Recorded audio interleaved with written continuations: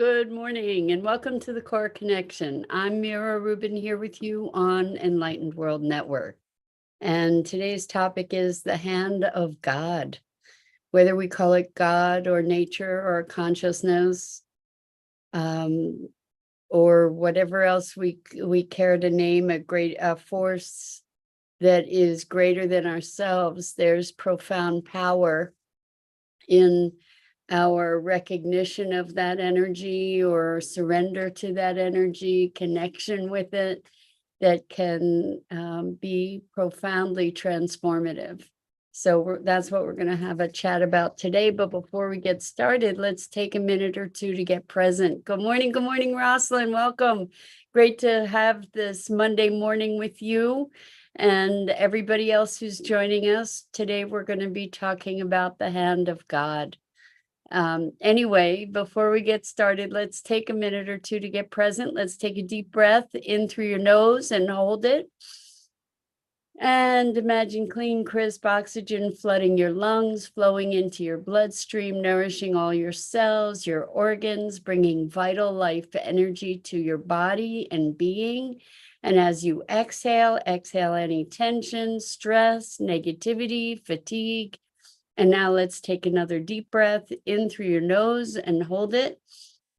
This time, imagine brilliant, bright light lighting you up from the inside out, illuminating, electrifying, and energizing all your cells, your molecules, your electrons, creating a brilliant beam of light from your heart out into the world. And as you exhale any remaining tension, stress, negativity, fatigue. And now let's press our palms together.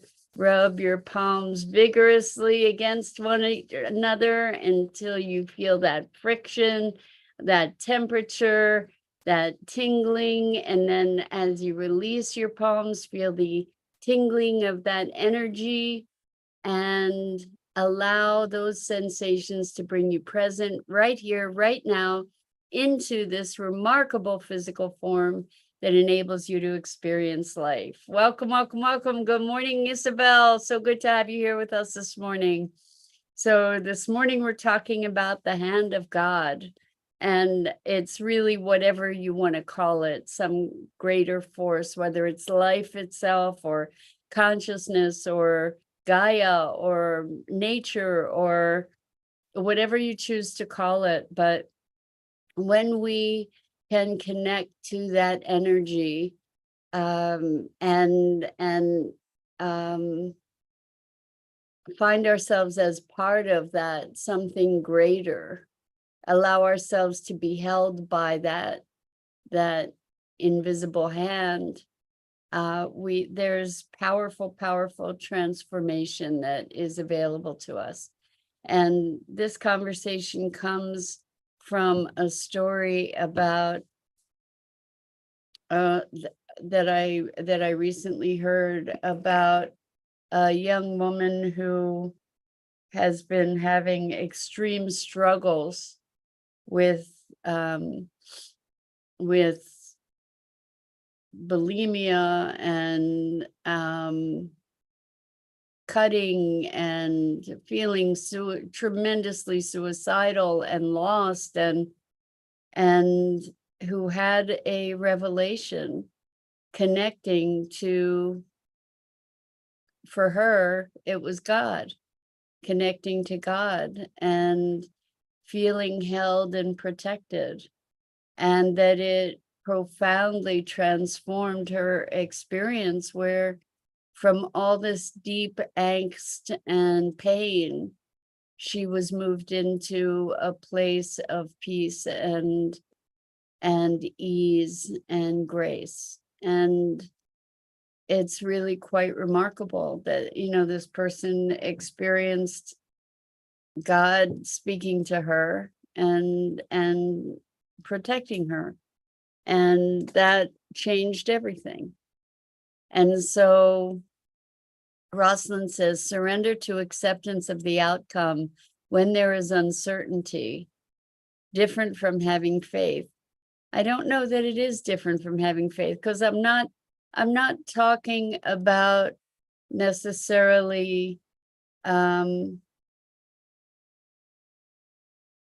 It's interesting. What's coming through my head, I'm just going to speak it. Thy will, not mine, or thy will be done. But whether we come to that notion from a place of traditional religiosity. Good morning, Lisa. So good to have you here with us this morning. Whether we come to that notion from a sense of traditional religiosity, or whether we're connecting to the life force itself, maybe it's all the same, whatever we choose to name it. When we talk here about connecting to the song of your soul, and your essential being, it may all be the same, whether we call it God or our soul or life or whatever. But that when we connect to that greater energy that is moving through us, that there can be a profound sense of ease and peace and grace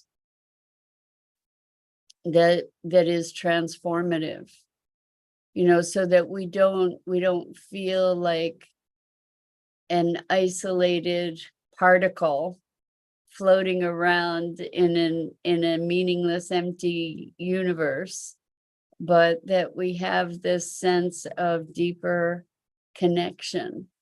And it's really interesting because I'm connecting back to prayer, which is really interesting because I did not grow up in a religious family at all. In fact, our family eschewed religion deeply. And what I remembered over the past few days, what I've remembered is, as a kid, I used to pray all the time. I would have, as a teenager, I'd have these very elaborate prayers that would bubble up in my consciousness. And I know that our actions can be prayer. I guess we get to discuss what prayer is, but for me, it's not a begging and pleading, please, please fix this, please make that happen kind of thing, but it's being prayerful. Rosalind says prayer different from meditation. That's a good question. I think prayer can be a meditation. Maybe meditation may be a broader thing. Although maybe just the act of connecting is prayerful, or is prayer. Like we can make eating a prayer. And I'm talking about more a space of gratitude and appreciation. This is not an area of deep schooling for me, I can tell you that. But what I've noticed lately in terms of prayer that I've become conscious of for myself, it's, may I learn the language of nature. May I better learn the language of life itself, the essence of life. May I be a greater expression of the purity of life and of whatever the purpose is that's meant to be moving through me. Good morning, Wendy. I don't think you've ever chimed in. How lovely to have you joining us. So Wendy says, I hear you on such a deep level. I too had this transformative experience. I, like you too, have reconnected to prayer. Sometimes my day is a walking prayer. I can pray in so many ways through even how we treat our bodies, others, and the earth. Lord, teach us to pray.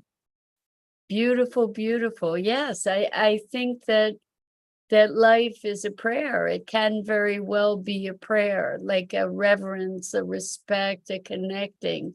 And that's kind of how I'm imagining or deepening into this notion of prayer rather than something that is specifically religious. And Rosalind says prayer for an outcome versus meditation to be aware of the present moment.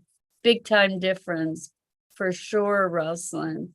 That prayer for an outcome, I'm not really talking about that. That's where, we're wanting something to be different. Please forgive me. I promise I'll do better. If only you'll do this, this, and this, like something outside myself creating the reality for me, right? Wendy says, yes, you are a conduit. You popped up on my feed. I'm grateful for that. Well, I'm grateful you joined in, Wendy. That's awesome. And so I guess we can have, life can be a constant meditation, constant prayer in that respect is maybe presence, being present in the moment. Maybe presence is the pure prayer. I actually, let me see, it's interesting. I think I've mentioned that I have been meeting on Sundays with a friend who is a really brilliant Torah scholar.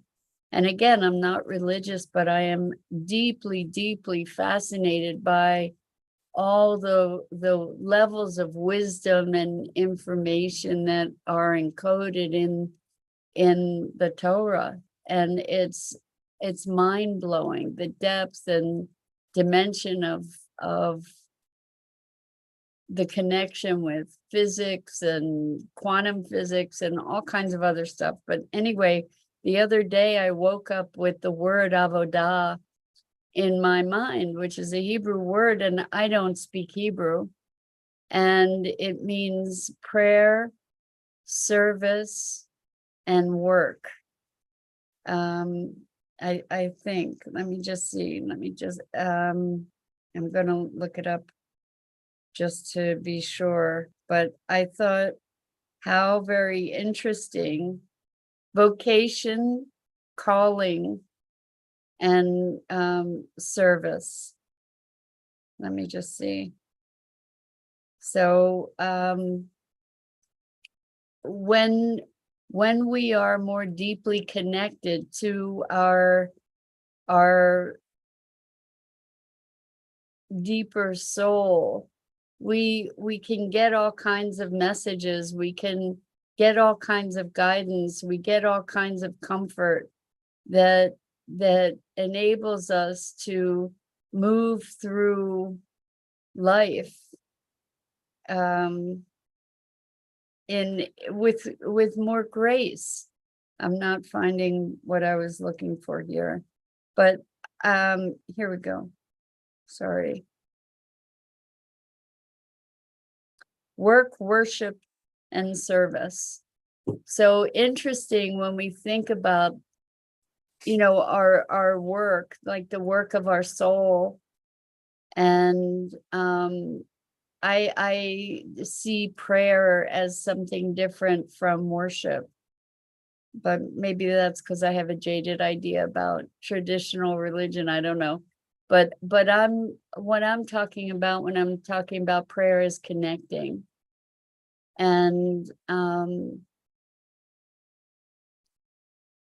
maybe there's this place of open heart. Maybe that's part of it, is to be open-heartedly present to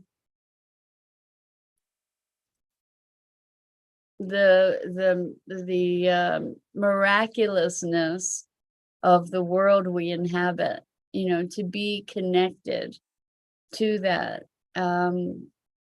and to be in the space. We often talk of gratitude and how that's a very elevated state, to be in a state of gratitude. because it opens, there's the open-heartedness that is attendant to that. And so with our, I think that we can be thinking about prayer like, or gratitude as prayer. So Wendy says prayer is a weapon and we are prayer warriors. I have to tell you, Wendy, just like for me, we're so acclimated to this notion of warriors and weapons and fighting and opposition that I have to tell you, I have a visceral reaction to that notion of prayer as a weapon. So I'm going to read on here, just giving you my visceral reaction to that. The purpose is to lift the consciousness of humanity. It is the opposite of what the world offers. It's alchemy. Yes, so when we talk about love instead of hate, fear, or anger, let's find words other than weapons. Like prayer is a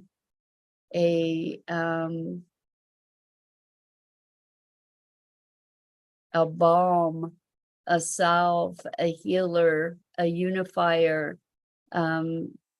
Anyway, I love that you say it's alchemy. I agree 100%. Love instead of hate, fear, or anger, service instead of pride, simplicity instead of things. Beautiful, beautiful, Wendy. Physics and science are tools of the divine. Well, physics and science are our attempt to understand the wheel works of the universe, right? Trying to understand how all this is working. We are energy manipulators shaping human consciousness at the subatomic level. I love it. Traditional religion has hurt some people, but heart-centered, connected, worshiping frees our hearts and souls and connects us, and it's gratitude which transforms everything. Beautiful, beautiful sentiment, Wendy. I love it. And when we talk about heart-centered connection, that is, I believe there's real power in prayer and authentic prayer, and we can also be talking about that as focused intention. Focused intention, and particularly when we can fuel that intentionality with our open-heartedness. So in the art of manifestation, the mobilizing factor is emotion. And where is that coming from? It's coming from the heart, right? So as we connect from our heart to gratitude or to beauty or to the real magic and mystery that we take for granted in our day-to-day lives, we become blind to the wonder and the miraculousness of our existence. When we enable ourselves to connect to that, we're connecting to the creative power of the cosmos. We're becoming part of that greater whole, like it, and that river of life energy, that flow of life energy. So in thinking about this whole thing, it's very interesting to me because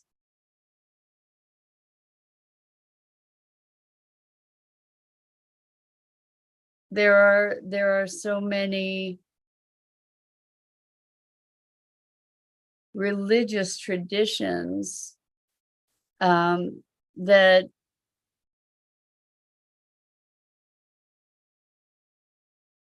have taken us in so many different directions, and and have been converted to dogma, and perhaps lost the connection to the essence that they were meant to express or connect to. So Wendy says, I understand where you're coming from with your reaction to warrior, etc., as its perspective, but I'm relating to spiritual warfare, and it is the opposite of world warfare, as its weapons are love, service, etc., and they alchemize and diffuse, and it's a beauty to behold. I agree. I just have a hard time with the idea of warfare, because I think warfare is part of an old paradigm. I really do. Conquer, conquest, battle, all of that is part of a paradigm that is so over. It just, I think that we get to transform our language. I think language is really important. And when we talk about battle or conquest or war, or whether it's spiritual, I mean,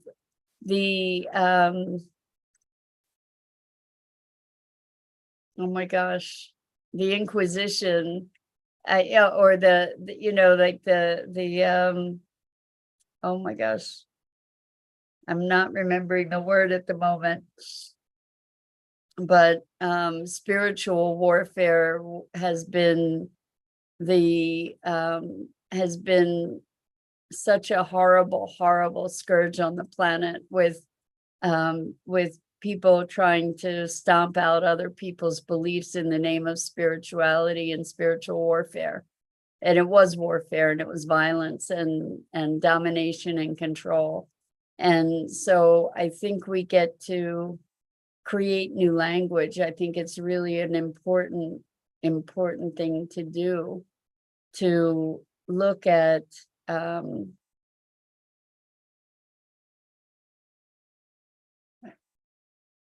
finding new words. So maybe we get to collectively generate these new words. I'm not sure what they are. I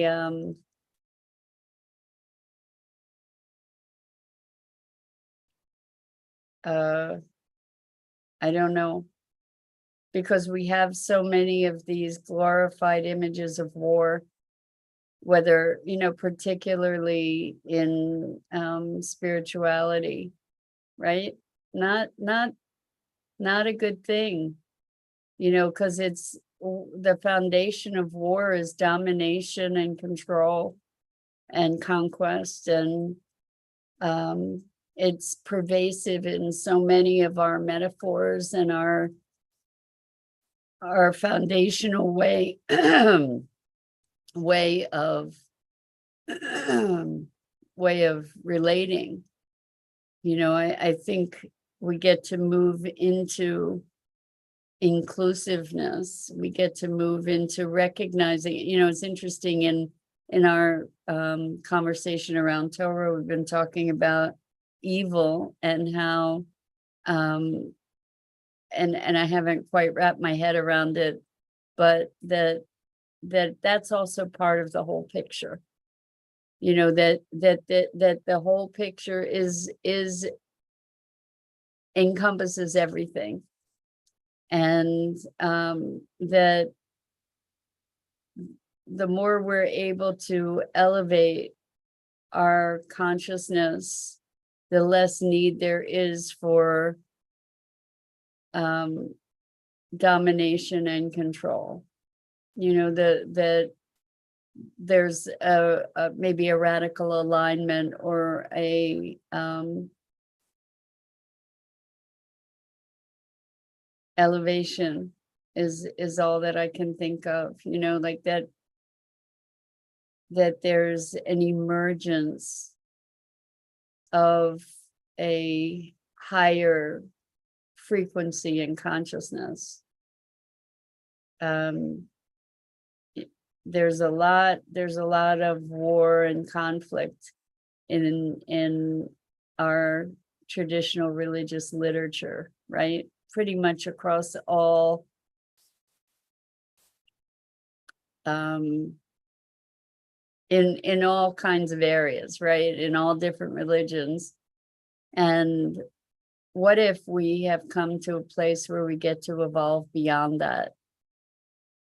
What if there's a whole new paradigm available to us, and the metaphors of war don't apply anymore? So if it's not spiritual warfare, because really, the evil that's been done in the name of spiritual warfare is just beyond comprehension. So what if it's not spiritual warfare? What if it's spiritual awakening? What if it's radical awakening? What if it's a radical transformation of heart and soul that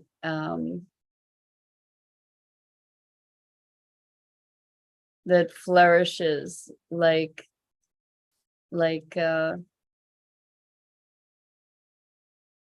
it's so funny, given our day and age, a virus is the thing that comes to mind, but that just an epidemic of love, an epidemic of connection and consciousness and presence. What about that? Maybe there's a transmission of an evolutionary awakening, an evolutionary transmission of light and awareness. I just really truly think that we get to find new metaphors, because it's not the era of domination and control. In my hope and prayer, back to prayer, is coming to a close, to be able to have these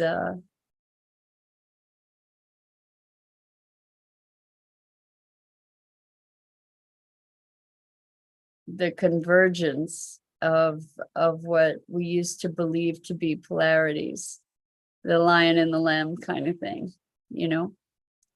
The lion and the lamb don't lay down together because of warfare, spiritual or otherwise. What happens is there's some kind of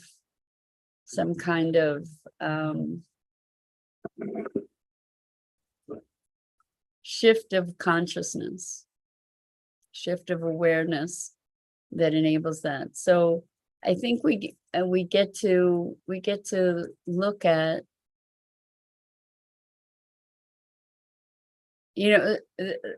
as I'm thinking about this whole warfare thing, there are casualties of war, and those are justified.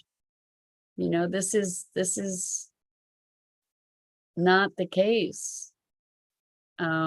It's part of the othering that we've been so conditioned to. And what happens when we allow ourselves to dissolve those notions of othering? When we allow ourselves to find a way to connect all the dots. Thank you, Wendy. Wendy says, thank you for offering this alternate way of understanding the dynamic. Maybe part of the alchemy is a new language around this. I think that that's really true. I just realized it got late this morning and I have to run. And I have so much love and appreciation for you guys, and such gratitude for your engagement with this.